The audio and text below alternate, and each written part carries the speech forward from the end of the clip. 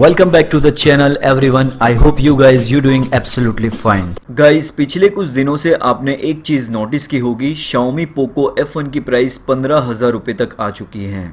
मतलब इस फोन की प्राइस Realme XT के आसपास आ चुकी है। अब ऐसे में आप लोगों की ओर से रिपीटेडली कमेंट्स आ रहे हैं Xiaomi Poco F1 लेना चाहिए जो 2018 का एक फ्लैगशिप स्मार्टफोन है, या फिर Realme XT लेना चाहिए जो रिसेंटली कुछ टाइम पहले लॉन्च हुआ है।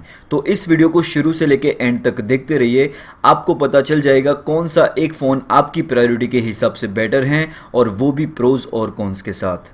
शुरुआत करते हैं डिस्प्ले के साथ, जो किसी भी स्मार्टफोन का एक इम्पोर्टेंट पार्ट होता है। यहाँ पर मैंने दोनों स्मार्टफोन में एक वीडियो प्ले किया है ताकि आपको एक बेटर आइडिया मिले कौन से स्मार्टफोन की डिस्प्ले में आपको अच्छा वीडियो नजर आता है। Xiaomi Poco F1 में 6.18 इंच की IPS डिस्प्ले दी गई है फुल HD प्लस रेजोल्यूशन के साथ, जबकि Realme में 6.4 इंच की AMOLED डिस्प्ले दी गई है और यहाँ पर भी आपको फुल HD प्लस का रेजोल्यूशन मिलता है। मुझे पर्सनली Realme की सुपर AMOLED डिस्प्ले ज़्यादा बेटर लगती है, क्योंकि यहाँ पर जो कलर रिप्रोडक्शन है और व्यूइंग एंगल हैं वो बेटर हैं अगर इसे हम कंपेयर करते हैं Poco F1 से। इन दोनों स्मार्टफोन की डिस्प्ले में आपने एक और चीज़ नोटिस की होगी, वो है दोनों ही फ़ोन की नॉच। Realme में आपको एक छोटी सी वाटर ड्रॉप नॉच दी गई है, जबकि Poco F1 में एक बड़ी सी नॉच दी गई है जो दिखने में अच्छी नहीं लगती हैं। बाकी ओवरऑल डिस्प्ले के मामले में Realme यहाँ पर विनर हैं। बाकी दोस्तों, आपके पॉइंट ऑफ व्यू से किस फ़ोन की डिस्प्ले बेटर है आप मुझे नीचे कॉमेंट सेक्शन में बता सकते हैं। अब बात करते हैं बिल्ड क्वालिटी और डिज़ाइन की। सबसे पहले हम बात करते हैं Poco F1 की।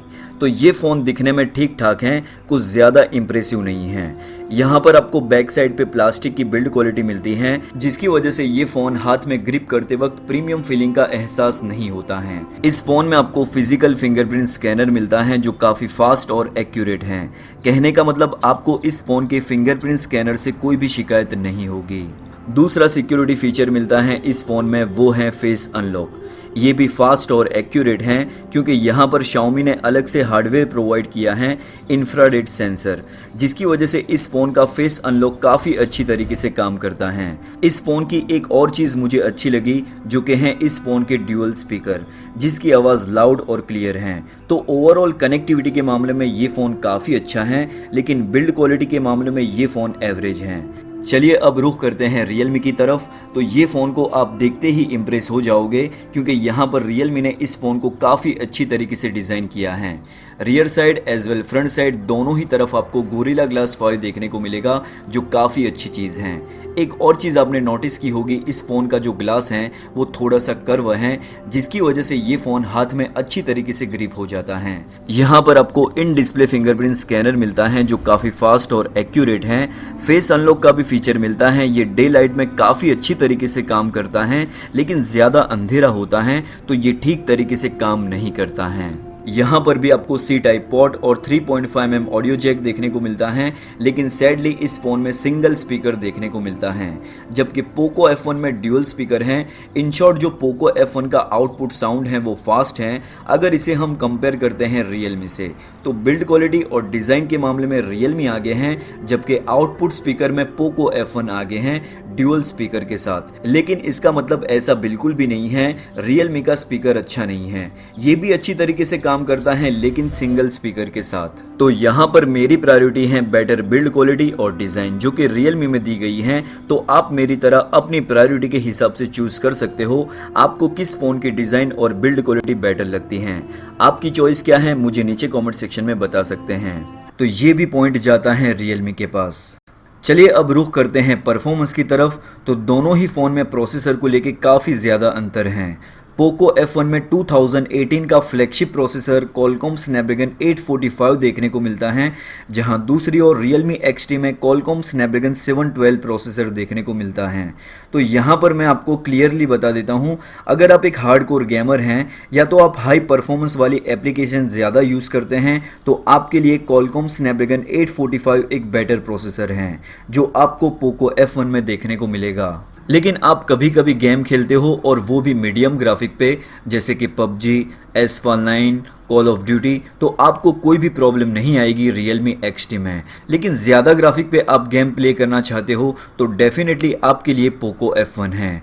तो ओवरऑल देखा जाए तो Qualcomm Snapdragon 845 एक पावरफुल प्रोसेसर है कंपेयर टू Qualcomm Snapdragon 712।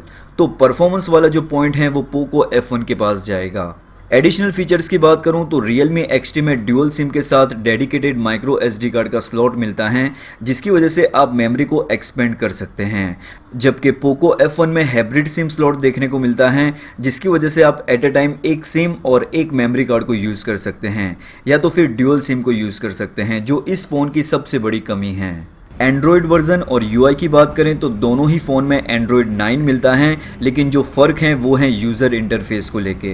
तो Realme मोस्ट ऑफ सभी चीज़ों में अच्छा है, सिर्फ कलर OS को छोड़कर।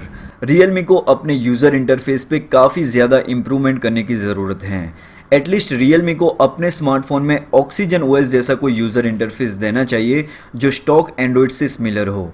कोई भी फालतू की चीज़ें नहीं होनी चाहिए। एक यूज़र को जिन चीज़ों की ज़रूरत होती हैं उतने ही ऑप्शन देने चाहिए जैसे हमें ऑक्सीजन OS में देखने को मिलते हैं। अगर Realme इस चीज़ को इम्प्लीमेंट कर देता है तो वाकई में कस्टमर को बहुत ही ज़्यादा फ़ायदा होगा। बाकी Poco F1 में MIUI 11 का यूज़र इंटरफेस देखने को मिलता है, जो एक फेमस UI है, काफ़ी सारे लोग इसे पसंद करते हैं। चलिए अब बात करते हैं बैटरी कैपेसिटी की। तो दोनों ही फ़ोन में सेम 4000 mAh की बैटरी देखने को मिलती है, लेकिन जो फ़र्क है वो है चार्जिंग स्पीड को लेके। Realme XT 80 मिनट के अंदर फुल चार्ज हो जाता है, जबकि Poco F1 को 18 वॉट की फास्ट चार्जिंग के साथ 120 मिनट के आसपास का टाइम लग जाता है।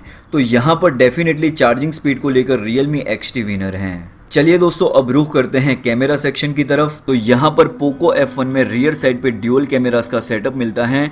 12 मेगापिक्सल का प्राइमरी सेंसर है और 5 मेगापिक्सल का डेप्थ सेंसर है। इसके अलावा 20 मेगापिक्सल का सेल्फी कैमरा है।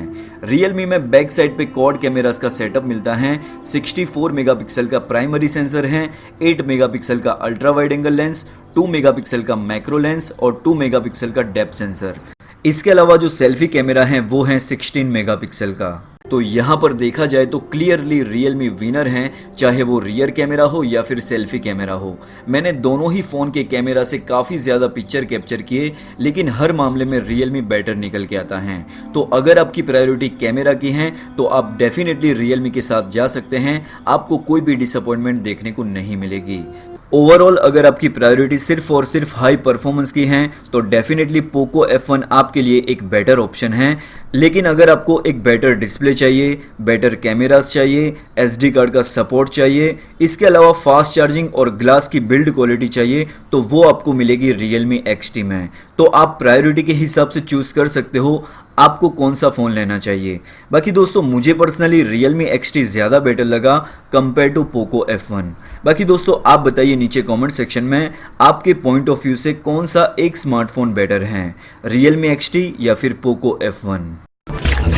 उम्मीद है आपको इस वीडियो से कुछ हेल्प मिली होगी। अगर आपको वीडियो अच्छा लगा है तो वीडियो को लाइक कीजिए, शेयर कीजिए दोस्तों के साथ और सब्सक्राइब कीजिए चैनल को, साथ में प्रेस कीजिए बेल आइकन को ताकि आपकी कोई भी वीडियो मिस ना हो। Thanks for watching. मिलते हैं एक नई इंटरेस्टिंग वीडियो में, तब तक के लिए ख्याल रखिए अपना और अपने चाहने वालों का।